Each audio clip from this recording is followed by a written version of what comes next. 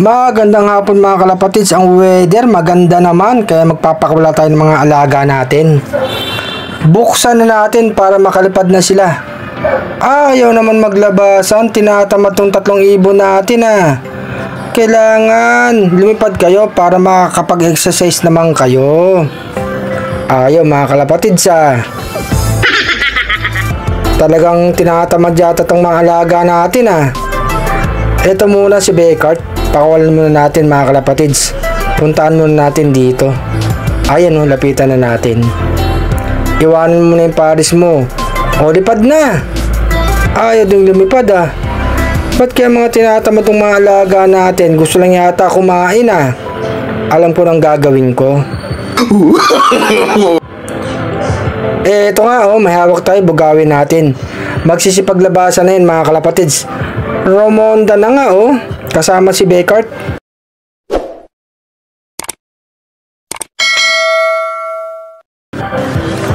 Eto naman yung mga inakay natin dalawa, masipag magsubo itong mga magulang mga kalapatids, kaya malulusog sila. Ayan, nagsubo na si Black mga kalapatids Babaran nyo lang ng pagkain para pagka kumain yung magulang, masusubuan yung mga inakay nila.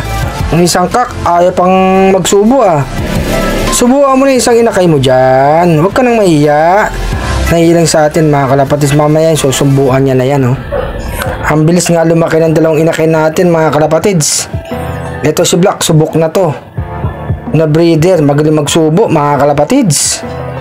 Yung isa ayan mukhang magsusubo na yung tatay. Subuan mo na yung anak mo. Ayan mga kalapatids, nagsubo na nga Ang sisipag nila magsubo. Tapos magaling sila mag-alaga talaga ng itlog mga kalapatids. Kumpara dun sa baba, si Beauty hindi makapisa, laging bugok mga kalapatids. Hindi katulad nito si Black, nakakapagpapisa ng inakay mga kalapatids. Malapit-lapit na to.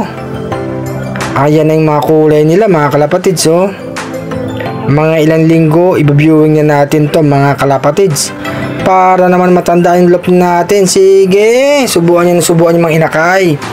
Para mabilis lumaki. Eto nga mga kalapatids, yung 4 na alaga natin, rumuronda pa. Mamaya, papakain natin sila mga kalapatids. Ayaw pang bumaba, panay ang ikot dito Eto na nga mga kalapatids, si Bekart. Nasa pares niya na. May dala pang tingting. Ayan mga kalapatids nagbit-bit pa. Kunin natin tingting mga kalapatids. No. Ayan mga kalapatids, kinuha ko na yung tingting. May pagkain na dyan at inumin. Eto nga mga kalapatids, yung mga alaga natin, nandito na yung 3, papasok na yan Yung isang kak, ayan, tatalo na yan sa loob mga kalapatids. Ayan yung isang magandang hinati, nahabulis si HL Bout Papasok na yan mga kalapatids. Kasi nga malapit na nga magtakip silim. Pasok na, talo na, tumalo na nga mga kalapatids. HL Bout, talo na, tumalo na rin mga kalapatids. Yung isang kak na lang tatalo na mga kalapatids. May pagkain at tubig na rin dyan. Kailangan nga ng tubig mga kalapatids. Ang panahon, umiinit na.